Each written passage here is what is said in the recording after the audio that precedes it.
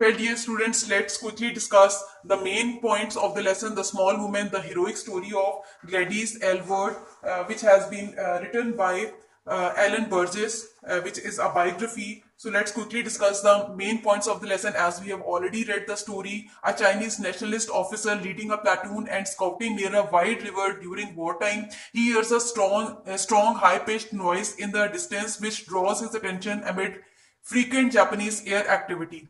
Climbing a small hill for a better look, he discovers a surprising sight, a group of children gathered by the river bank singing and playing happily. The officer is cautious and signals his man to stay back, suspecting a possible trick since refugees were supposed to have left the area and the river was officially closed. The children, however, are clearly Chinese refugees, excited and joyful to see a soldier approaching them. Near the children, the officer notices a small, thin woman who stands up as he approaches, and he quickly realizes she is a foreigner but speaks excellent Chinese. The officer warns her that the area will soon become a battlefield and asks if she is responsible for the children. She confirms she is in charge of the children and explains they were trying to cross the river and to reach the place safely.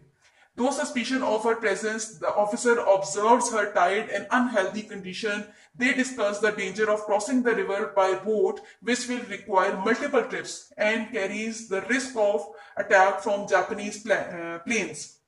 The woman insists that crossing the river is very necessary, and the officer informs her that the village on the other side usually stay and provide even under threat. So the officer whistles, prompting a boat to arrive from the other side of the river, ready to ferry the children across. The woman expresses deep gratitude, but the officer notices she is unwell and advises her to see a doctor. Once they reach the nationalist troops, she insists she will be fine once they get to Siam. The soldiers have to ferry the children and the woman across the river in 3 trips, and assisting with the boat and ensuring their safety. So as the boat departs with the last group, the officer commands his man to salute the children and wishes the woman good luck before returning to his platoon. So these are the main points of the lesson.